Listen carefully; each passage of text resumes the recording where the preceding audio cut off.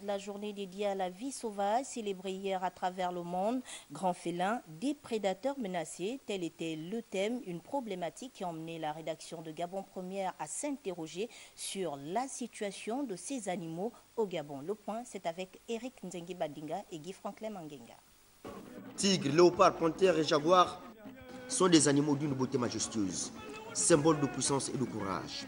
Tous ces grands félins sont sous le feu des projecteurs en cette journée mondiale de la vie sauvage. Surtout en Afrique, les grands prédateurs sont vraiment menacés, ils sont à la chaîne alimentaire et donc si dans un système il y a le braconnage, par exemple, une diminution des antilopes, c'est le grand prédateur qui est le premier à sentir ça. Donc c'est vraiment les animaux les plus menacés de la faune en Afrique.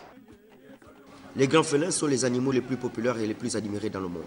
Cependant, ces splendides prédateurs sont menacés d'extinction à cause des activités humaines. Que de la situation au Gabon? Il y avait les hyènes tachetées aussi qui existaient au Gabon avant, mais eux aussi on les a perdus. Mais de plus en plus on voit aussi des individus revenir. Il y en avait aussi le lycaon qui était présent au Gabon. Lui il a complètement disparu.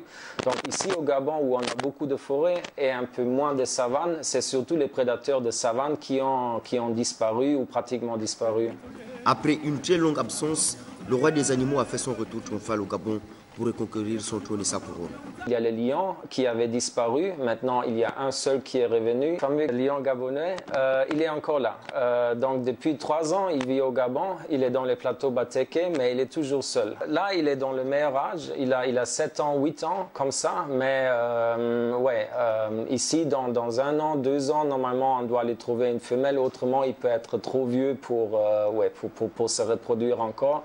Donc, on va essayer d'agir sur ça cette année, en fait. Ouais. Les populations, quand ils ont appris il y a 3 ans qu'il y a un lion qui est là, ce n'est pas la joie qui a dominé, c'est la peur. Et donc, on doit parler avec les populations, ils doivent accepter un projet comme ça. Et donc, on a actuellement des équipes mixtes, Panthera, ANPN, qui font des évaluations dans les villages pour évaluer si vraiment la population est ouverte à une idée comme ça.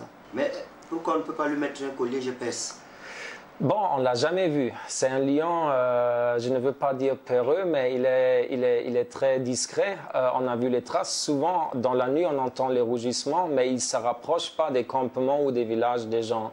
Donc, on l'a jamais vu comme ça. On a juste des photos et de juste mettre des pièges pour lui attraper. Comme c'est le seul qu'on a, ça fait partie du patrimoine du pays. C'est peut-être le seul lion 100% téké qui reste. Les grands félins devraient recevoir toute l'attention qu'ils méritent afin de garantir leur présence pour les générations futures.